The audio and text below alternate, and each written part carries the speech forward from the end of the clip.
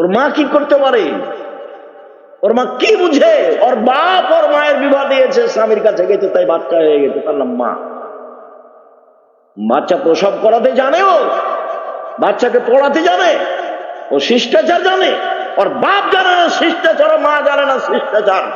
মুহাম্মদ সাল্লাল্লাহু আলাইহি ওয়াসাল্লাম বললেন, বাপ আর আমি, ওই বাপ আর আমি জান্নাতে একসাথে এভাবে থাকবো, একসাথে। কে?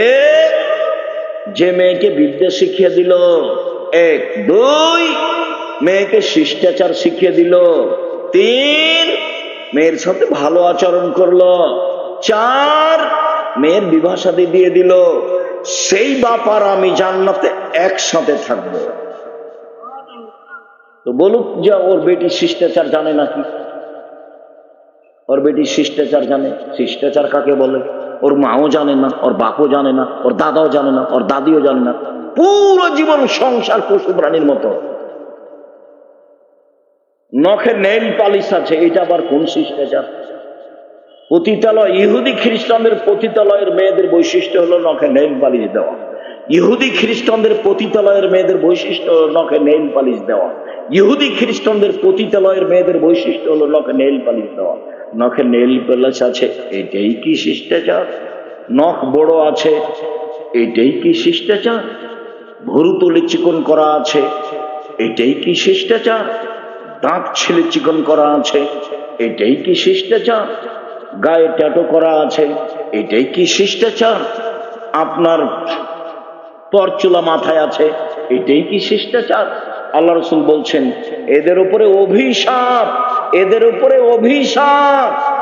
যারা নখ বড় করে তাদের উপরে অভিশাপ, যারা পরচুলা মাথায় দিয়ে খোপা বড় করে তাদের উপরে অভিশাপ, যারা ভুরু তুলে চিকন করে তাদের উপরে অভিশাপ, যারা দাঁত ছিলে চিকন করে তাদের উপরে অভিশাপ, যারা উঁচু স্যান্ডেল পরে নিজেকে উঁচু দেখায় তার উপরে অভিশাপ, যারা প্রেসের বসে নিজেকে কম বয়সের দেখায় তাদের উপরে অভিশাপ, যারা পুরুষের জুতা স্যান্ডেল পরে, পোশাক পাতি পরে, শার্ট প্যান্ট পরে, ওদের উপরে অভিশাপ, ওদের উপরে অভিশাপ, ওদের উপরে অভিশাপ।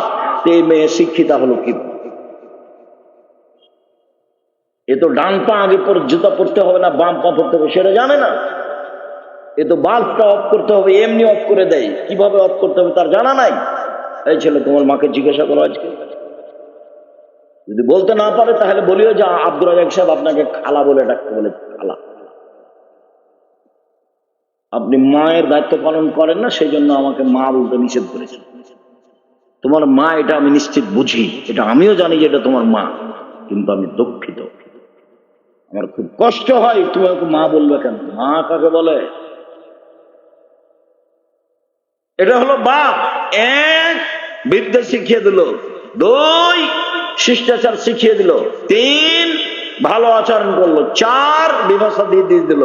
এই বাপ আর আমি জান্নাতে একসাথে থাকবো। এবার মা, মা 1, মেয়েকে বিদ্যা শিখিয়ে দিল, 2, মেয়েকে শিষ্টাচার শিখিয়ে দিল, 3, মেয়ের কাপড় চুপড়, মাথার চুল সাজগোজ করে পরিপাটি করে রাখলো, 4, মেয়েকে পাহারা দিল। পাহারা, মা হলো পাহারা। বলো তোমার মা কি পাহারা দিয়েছে? এখন তোমার ভাইয়ের প্যান্টটা টাকনোর নিচে আছে, তোমার ছোট ভাইটা দেখো, তোমারও আছে। তোমার মা নাকি পাহারা দা? ছি, তোমার মা নয়। তুই এই মা কেন? এটা মাকে বলে। কে বলে সেটা? মা কাকে বলে? তোমার নানাও দায়িত্ব পালন করেনি। মেয়েকে পিটিয়ে লালন পালন করতে হবে, পিটিয়ে। আদর নাই, আদর পার হয়ে গেছে। ক্লাস 10-এ পড়ে, মাথায় কাপড় দেয় না, ওকে পিটিয়ে ঠিক করতে হবে। আমি বলিনি, মুহাম্মদ সাল্লাল্লাহু আলাইহি ওয়াসাল্লাম বলেছেন পৃথিবীর সবচেয়ে বড় মানুষ। আর আবু বকর সিদ্দিক মেয়েকে পিটিয়ে জাতিকে দেখিয়ে গেছে। সামান্য ভুলের কারণে মেয়েকে একবারে পিটিয়ে একাকার করে দিয়েছেন, জাতির সামনে দিয়ে গেছেন। হাদিস বুখারী মুসলিম, কিয়ামত পর্যন্ত দেখবে মানুষ।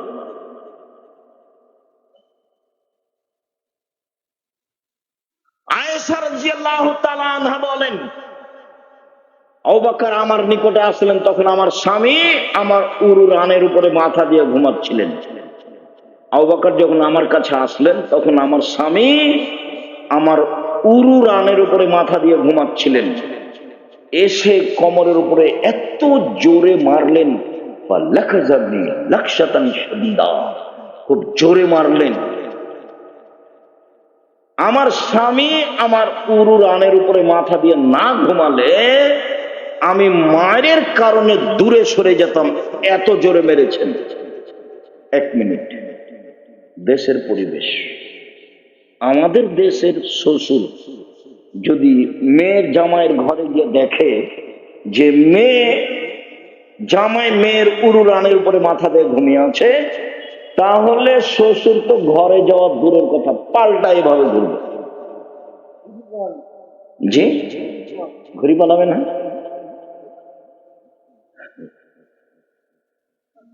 মেরে দিল গিয়ে। এই অবস্থায় পৃথিবীর সবচেয়ে বড় মানুষ মারলেন, ইনি হলেন আবু বকর সিদ্দিক রাদিয়াল্লাহু তাআলা। আদম থেকে নিয়ে কিয়ামত পর্যন্ত নবী রাসূল ব্যতীত সবচেয়ে দামি মানুষ। আদম থেকে নিয়ে কিয়ামত পর্যন্ত নবী রাসূল ব্যতীত সবচেয়ে দামি মানুষ।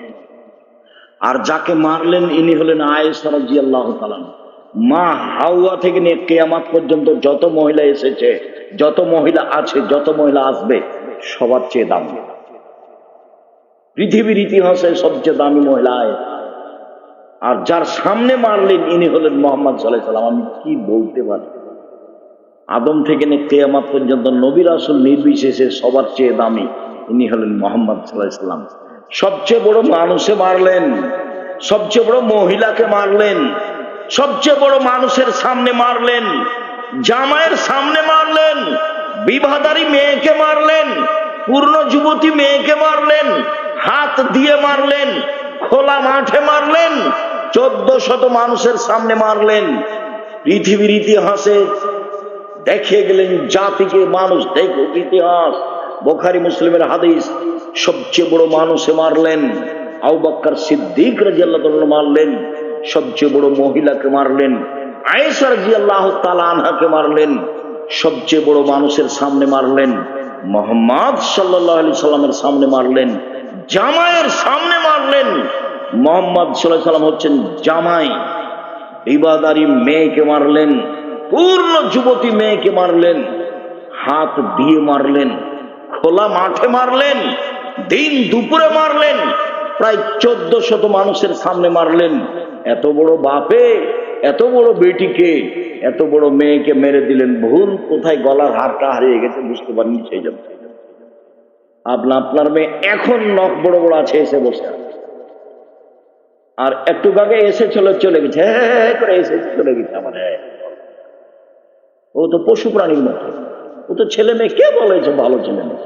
কে বলেছে গোল্ডেন পেয়েছে? আপনি বলেছেন, আমি বলিনি কোনোদিন। ওকে মেধাবী মেয়ে আমি বলিনি। ও তো আরেকজনের সাথে প্রেমের গল্প করে। আপনার স্ত্রী তো পাহারা দেয় না, ও তো পাহারাদার নয়। ও রান্না করতে পারে ভালো, তাই আপনি খুশি। কিভাবে খুশি আমার বুঝের বাইরে। আমর আহলাকা বিসসালাত তাসতাবির আলাইহা। এই পৃথিবীর মানুষ, পরিবারকে সালাত আদায় করতে বলো, নিজেও সালাত আদায় করো। মৌরু আওলাদাকুম বিসসালাত মাবলাউ সাবি সিনিনা। ছেলে মেয়েকে 7 বছর বয়সে সালাত আদায় করতে বলো, 10 বছর বয়সে পিটিয়ে সালাত আদায় করো, পিটিয়ে। আবার বলছেন লা তারফা আসাকা আদাবান মিন আহলিক। পরিবার থেকে লাঠি উঠিয়ে নিও না, পিটাও, পিটিয়ে ঠিক করো। নখ বড় কেন? পিটিয়ে ঠিক করতে হবে। নখে নেইল পালিশ কেন? পিটিয়ে ঠিক করতে হবে প্রয়োজনে। কপালে টিপ কেন? পিটিয়ে ঠিক করতে হবে। আরে মেয়ে মাস্টার ডিগ্রি পাস করেছে, হতে এখন পায়খানায় করতে শিখিনি, হাঁটতে শিখিনি। ও 7 ছেলের মা হয়ে গেল, তার বাপ তাকে পিটাবে। প্রমাণে বুখারী মুসলিমের হাদিস। মাস্টার ডিগ্রি পাস তো বহু দূরের কথা। মেয়ে যদি 7 ছেলের মা হয়, তবু বাপের কাছে বড় নয়। বুঝাতে পারিনি কথা?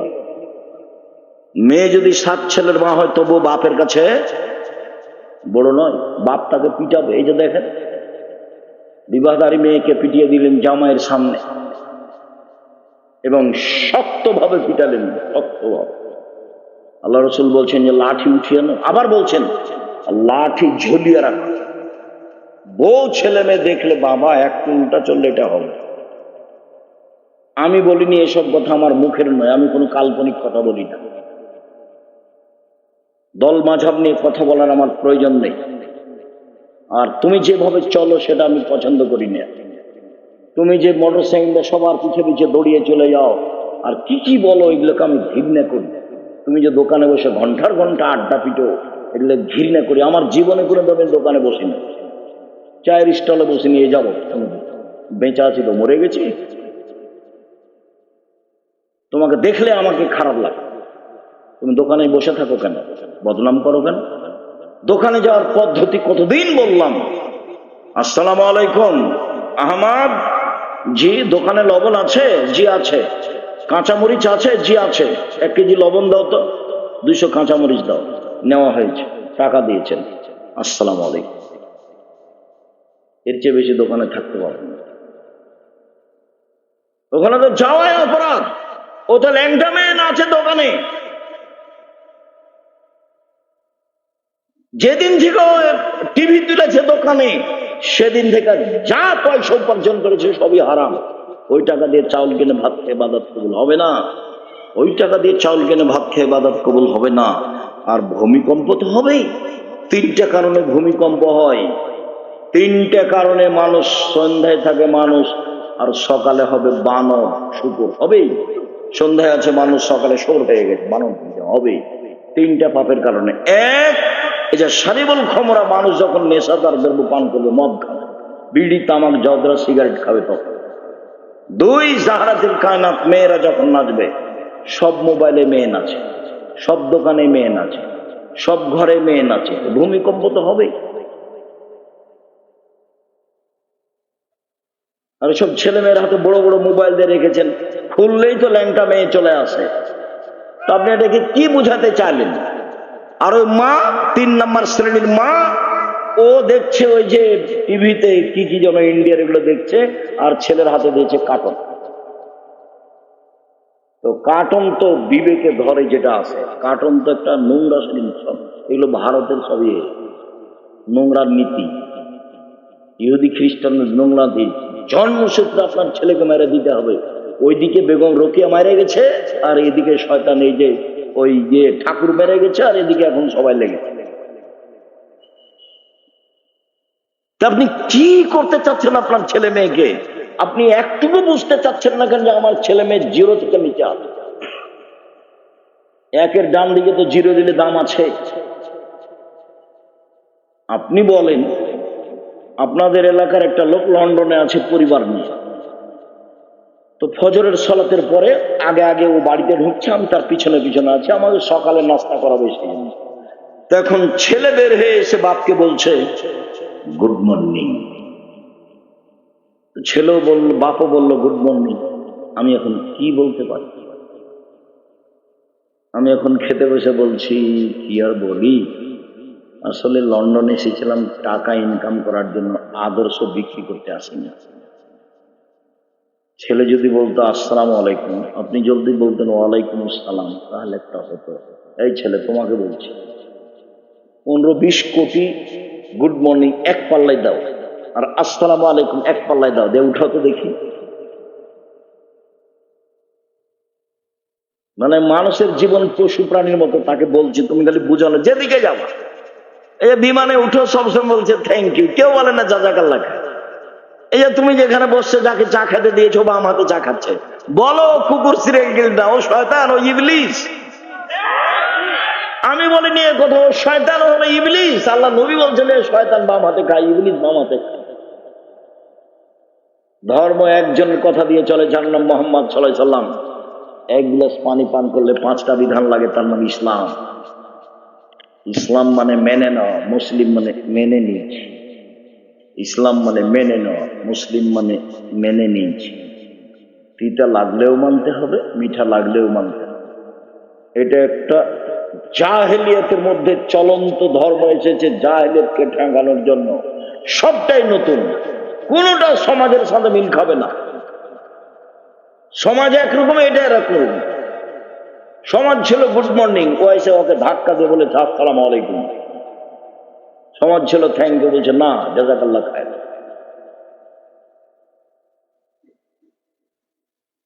সমাজ বলছে না পেশাব পায়খানার পরে এমনিতে উঠে যাও। কাপড় দিয়ে মুছে থেকে যাও, বলছেন না, পানিতে পবিত্র অর্জন করতে হবে। সব জায়গাতেই শরীয়ত নতুন ভাবে আছে, যেখানে যাবেন। এমনি বাড়িতে ঢোকা যায় না, বাড়িতে এমনি ঢুকে গেলেন, তখন জীবিকা হলো কুকুর সিঁড়ির মতো, আসসালামু আলাইকুম। এবার বলছেন যে আল্লাহ বলছে আমি দেখবো এবার তোমাকে কি করা লাগে, আমি দেখবো, জিম্মেদার আল্লাহ। শুনুন সম্মানিত দিনী ভাই বোন, আদর্শ পরিবার, এশার সালাতের পরে কথা বলা নিষেধ। একরাহুল কালাম আল ইশায়ে, একরাহুল নাওম কাবলা আল ইশায়ে। এশার সালাতের পরে কথা বলা নিষেধ। দোকান পাট তো বহু দূরের কথা, নিতান্তই পড়াশোনা ছাড়া একবারে বাড়িতে 44 ধারা জারি থাকবে। প্রেসিডেন্ট আইয়ুবের 44 ধারা জারি আছে বাড়িতে। এশার সালাতের পরে কোনো কথা নেই। রাত 3টায় উঠে যাবে ঘুম থেকে, আল্লাহ সপ্তম আকাশ থেকে নিচে নেমে এসেছেন আপনার সাথে কথা বলার জন্য। কিছু চাও কি? ঢাকায় একটা বাড়ি চাচ্ছ? চাও, আমি দিব। একটা ভ্যান চাও? চাও, আমি দিব। মুখ খুলো না কেন? মুখখান চুপটি লেগে থাকো কেন? বলো। ও বলছে যে চাইলে আমি খুশি হই, আর মুখখান চুপটি করে থাকলে আমি অসন্তুষ্ট হই। তখন আমি বলি যে তোর উপরে গজব না গেল, তুই মুখ খুলিস না কেন? বল, কিছু দে, কিছু নে। আবার বলে বিপদে পড়েছ কি? কিছু বলতে চাও? বলো, বিপদ থেকে উদ্ধার করব। পাপ করেছ? ক্ষমা চাও? বল, আমি ক্ষমা করব। কে নেমে এসেছে? তা আপনি ঘুমিয়ে আছেন কেন? 2টার সময় ঘুমালেন কেন? আপনার জীবন পশু প্রাণীর মতো, গরু ছাগলের মতো। বড় মোবাইল দেখতে দেখতে ভোর হয়ে গেছে। ভূমিকম্প তো হবেই। এসবগুলো বাপ মা নয়, এগুলো ছেলে মেয়ে নয়, এগুলো ভুল বাপে ভুল কথা যে আমার ছেলে ভালো মেধা। আপনাকে তো আমি দেখাচ্ছি, আপনি মিলিয়ে দেখেন না দিন রাত। রাসূল সাল্লাল্লাহু আলাইহি সাল্লাম বলেন, আরে নিজের মেয়ে তো বহু দূরের কথা, নিজের ছেলে মেয়ে তো বহু দূরের কথা। মান কানাত লাহু ওয়ালিদা, কারো যদি একটা কাজের মেয়ে থাকে, কাজের মেয়ে, তাকে বিদ্যা শিখিয়ে দেয়, তাকে শিষ্টাচার শিখিয়ে দেয়, এই মালিক ডবল নেকি পাবে, ডবল নেকি পাবে। কাজের মেয়েকে বিদ্যা শিখিয়ে দিল, শিষ্টাচার শিখিয়ে দিল। শিষ্টাচার কি জিনিস? শিষ্টাচার কি জিনিস? শিষ্টাচার কাকে বলে? শিষ্টাচার মানে কি বলবে? অমুকের চরিত্র ফুলের মতো পবিত্র, এরই নাম কি শিষ্টাচার? মাস্টার ঢুকেছে ক্লাসে, দাঁড়িয়ে বলছে নমস্কার স্যার, এরই নাম কি শিষ্টাচার? নেতা 10টা টাকা দিবে সেজন্য পায়ে সালাম দিচ্ছে, এরই নাম কি শিষ্টাচার? শিষ্টাচার কি জিনিস? তোমার মা শিষ্টাচার বুঝে? তোমার মা দরজাটা বন্ধ করতে জানে? জানে না। তোমার মা ভাতের পাতিল থেকে ভাত বের করতে জানে? জানে না। তোমার মা বিছানে শুইতে জানে? তোমার মা বিছানে শুইতে জানে না। কি বলেন আব্দুল রাজ্জাক সাহেব? আমার মার এখন 60 বছর বয়স, আমরা বড় হয়ে গেছি, আমার মা বিছানে শুইতে জানে না? মানে জানে না। কিভাবে শুতে হবে? এশার সালাতের পরে অজু করে ডান কাতে হাতটা গালের নিচে রেখে শুয়ে বলতে হবে, আল্লাহুম্মা আসলামতু নাফসি ইলাইকা ওয়াজ্জাহাতু ওয়াজহি ইলাইকা ওয়া ফাওয়াজতু আমরি ইলাইকা ওয়ালজাতু জাহরি ইলাইকা রাগবাতা ইলাইকা লা মালজা ওয়া লা মানজা মিনকা ইল্লা ইলাইকা আমানতু বিকিতাবিকা আল্লাযী আনজালতা ওয়া নাবিয়্যিকা আল্লাযী আরসালতা।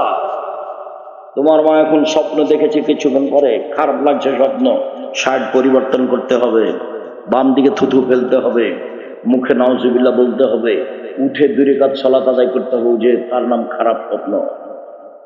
এবার রাত 3টে হয়ে গেছে, তোমার মা উঠবে, উঠে আকাশের দিকে মুখ করে লিখবে। যদি আয়াত না জানা থাকে তাহলে আকাশের দিকে মুখ করে বলবে, লা ইলাহা ইল্লাল্লাহু ওয়াহদাহু লা শারীকা লাহু লাহুল মুলকু ওয়া লাহুল হামদু ওয়া হুয়া আলা কুল্লি শাইইন কাদির ওয়া সুবহানাল্লাহি ওয়া আলহামদুলিল্লাহি ওয়া লা ইলাহা ইল্লাল্লাহু আকবার ওয়া লা হাওলা ওয়া লা কুওয়াতা ইল্লা বিল্লাহ।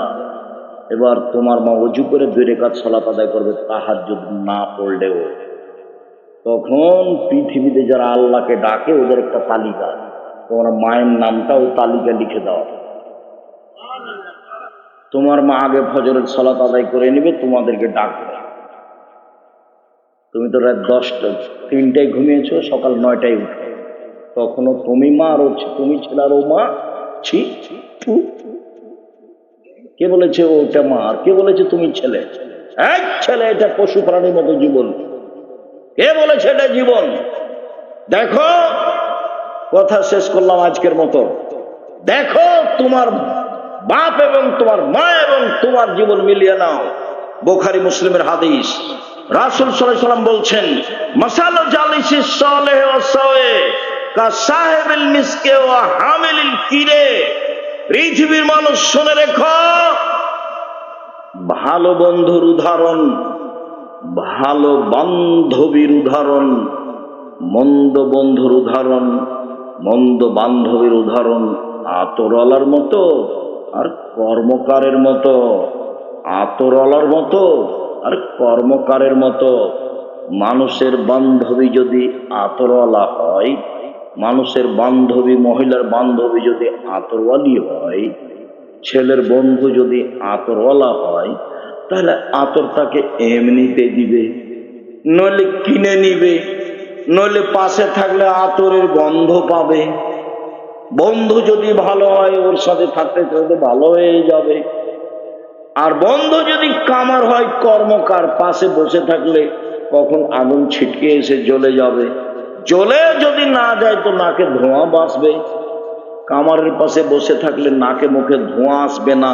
এই কথা যেমন মিথ্যে, আপনার ছেলের বন্ধু খারাপ, আপনার ছেলে খারাপ হবে না, এই কথা তেমনি মিথ্যে।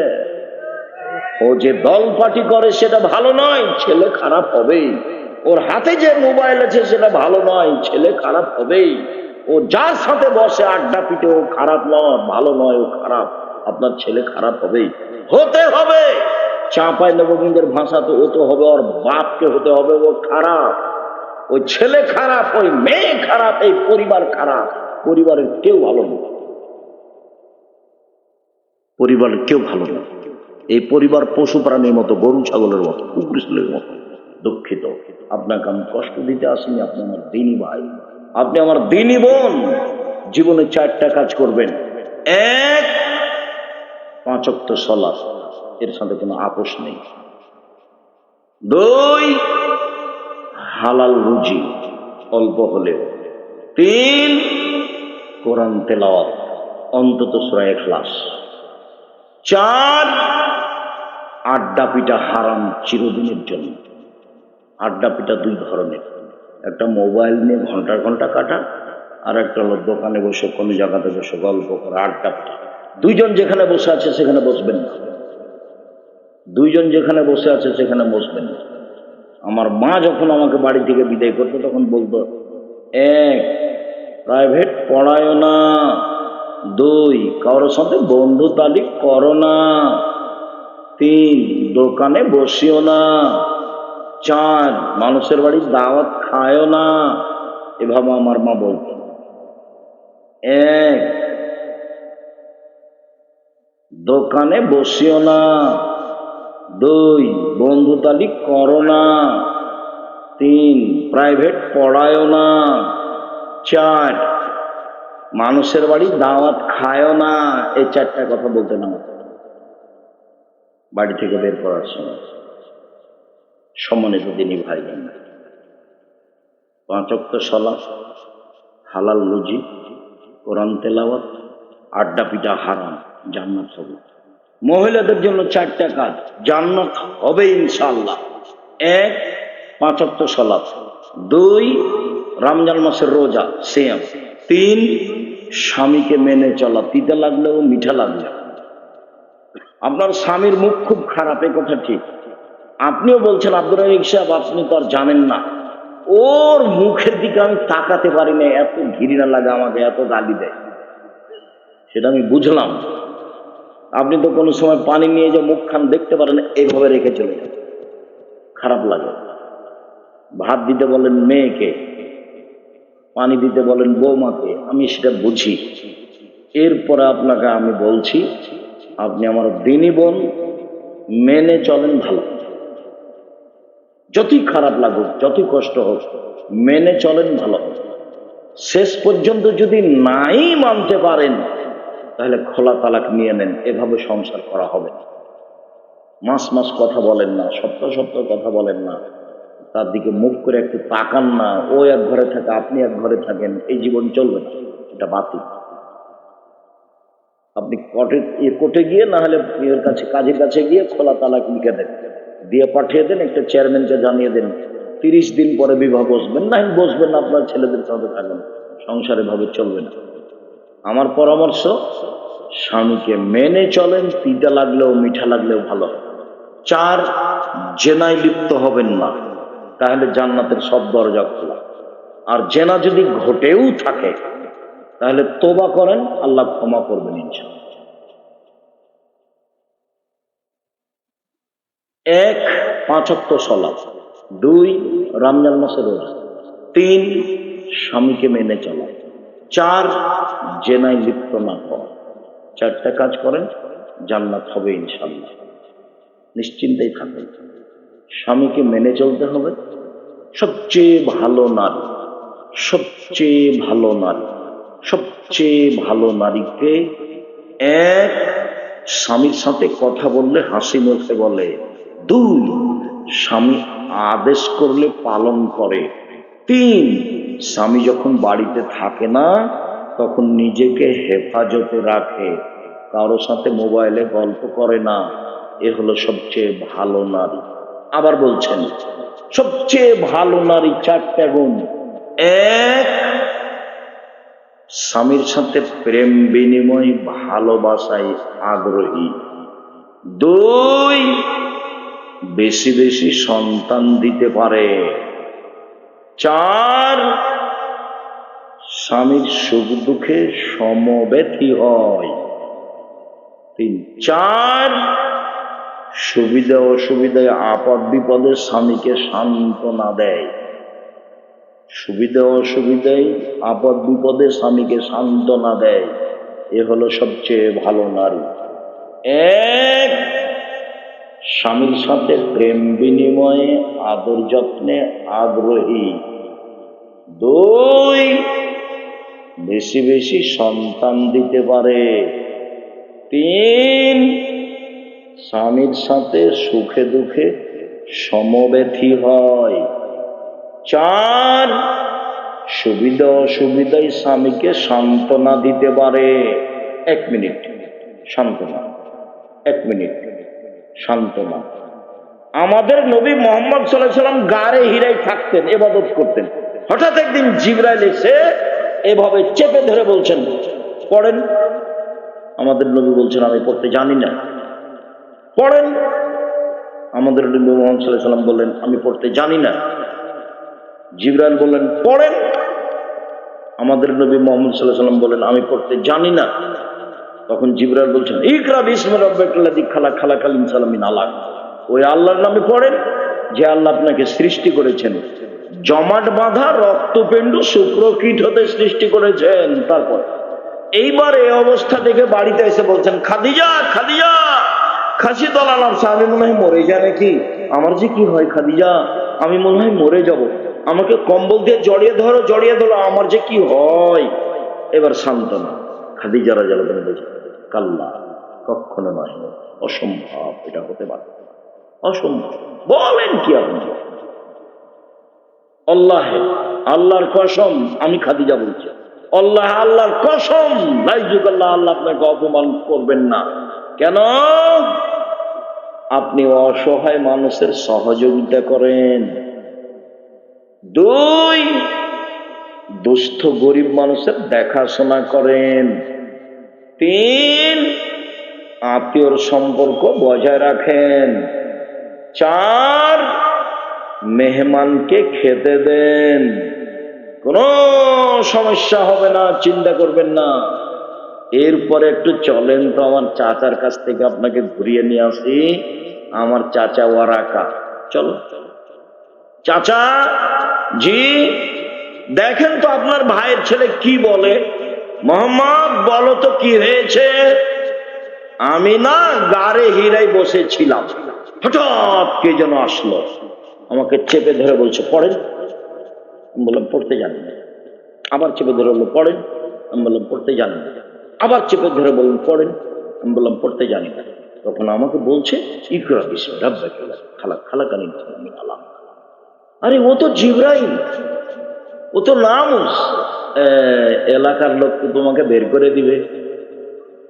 এবার মোহাম্মদ সাল্লাল্লাহু আলাইহি ওয়াসাল্লাম বলছেন আওয়ামুখরে জিয়া, আমাকে বের করে দিবে। উনি বুঝতেন তার চাচি কত ভালোবাসতেন, উনি বুঝতেন গ্রামের লোক কত ভালোবাসতেন। পৃথিবীর ইতিহাসে ভালোবাসার মানুষ এত কেউ জন্ম নেন। গোটা গ্রামবাসী ভালোবাসত, পশু প্রাণী ভালোবাসত, মাটি ভালোবাসত। পৃথিবীর ইতিহাসে ব্যতিক্রম ভদ্র নম্র মানুষ। তাই বলছেন, অস্বীকার করছেন মূলত আমাকে বের করে দিবে। এটা হয়তো আমাকে বের করে দিবে। তখন ওয়ারাকা বলছেন আরে শোনো শোনো, যার কাছে জিবরাইল এসেছে গ্রামের লোক তাকে বের করেছে। যার কাছে জিবরাইল এসেছে গ্রামের লোক তাকে বের করেছে। যেই নবীর কাছে জিবরাইল এসেছে সেই নবীকে গ্রামের লোক কি করে দিয়েছে? বের করে দিয়েছে। তোমাকে বের করে দিয়েছে। আমি যদি থাকি সেই সময় আমি তোমার সহযোগিতা করবো। আগেই মারা গেছিল। আমি যেটা কি বলতে চেয়েছি, এ দেখেন স্ত্রী সান্ত্বনা দিচ্ছে, স্ত্রী সান্ত্বনা দিচ্ছে। আর তোমার স্ত্রীর কথা বলি ভাইজান, আপনার স্ত্রীর কথা বলি। আপনি বিপদে পড়ে এসে বলছেন আরে আর বলো শোনো খালেদা শোনো, খুব বিপদ, খুব সমস্যা, কি যে করি। তখন আপনার স্ত্রী বলছে তোমাকে তো যেতে নিষেধ করলাম, তোমাকে তো যেতে নিষেধ করলাম, তোমার স্বভাবই খারাপ। ঠিকই হয়েছে, ঠিকই হয়েছে।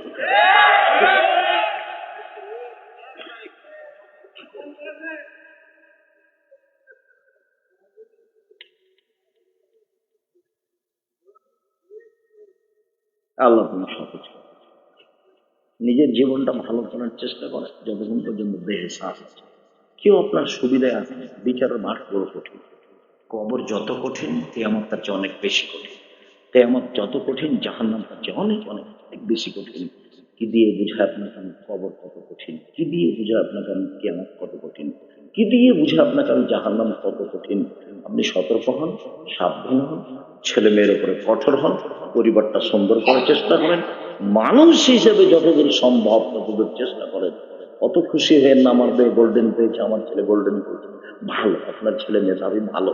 ও জাতির জন্য ওকে মানুষ করেন, জাতির জন্য, জাতির ক্ষতির জন্য মানুষ করিয়েন। আব্বু ভালো কাজের আদেশ করো, মন্দ কাজের নিষেধ করো। এই কাজের সমস্যা নেমে আসবে আব্বু, ধৈর্য ধারণ করো। কে বলছেন এগুলো বলেন তো? লোকমান হাকিম বলছে। এক, আব্বু শিরক করো না। দুই, আব্বু সালাত আদায় করো। তিন, আব্বু ভালো কাজের আদেশ করো, মন্দ কাজের নিষেধ করো। এই সময়ে ধৈর্য ধারণ করো। চার, জমিনে চলার সময় অহংকার করে চলো না। পাঁচ, মানুষকে এড়িয়ে চলো না। ছয়, কণ্ঠ নিচু করো। জোরে কণ্ঠ হচ্ছে গাধার কণ্ঠ। মানুষের সাথে ঠান্ডা করে কথা বলিও। মানুষ কি বলছে তার খারাপ উত্তর দিও না, সব সময় ভালো উত্তর দিও। কি দিয়ে আপনাকে আমি বুঝাই? আদর্শ পরিবার বইটা আপনার জন্য লিখেছিলাম, আদর্শ নারী বইটা আপনার জন্য লিখেছিলাম। আপনার স্ত্রী কি যে পড়লো আর কি যে বুঝলো, বেগম রোকেয়ার বইটা পড়ে জীবনটা কাটালো, আর ঠাকুরের বই পড়ে জীবনটা কাটালো। আমার বুঝে আসলো না জীবনে কি করলেন। এত নামাজের বই থাকার পরে আমার নামাজের বইয়ের প্রয়োজন ছিল না। আমি হাতে কলমে নামাজ শিখানোর চেষ্টা করেছি, চেষ্টা করি যে মানুষের। আপনারা আব্দুল্লাহর বই পড়েন, আমিও আব্দুল্লাহর বই পড়ি, আব্দুল্লাহর বক্তব্য শুনি। আব্দুল্লাহর বক্তব্য সামাজিক ভাবে ব্যতিক্রম, সেটা আমাকেও ভালো লাগে। তার বই পড়েন, মিন্নাতুল বাড়ি পড়েন। কি বইটার নাম যেন এখন বের হয়েছে, আল্লাহর পথে যাত্রা, ভালো। এগুলো বই পড়েন। তবে নিজের পরিবারকে সুন্দর করার চেষ্টা করেন। আপনার জন্য আদর্শ পরিবার বই লেখা হয়েছে, আপনার জন্য আদর্শ নারী লেখা হয়েছে, নামাজ শিক্ষাটা আপনার জন্য লেখা হয়েছে। আর সব বক্তব্যগুলো উপদেশ বইয়ে পাবেন। আপনার বাড়িতে এই বইগুলো নেই, আমার জন্য দুঃখজনক। এটা কেন নেই? আপনার আমি কি ক্ষতি করেছি?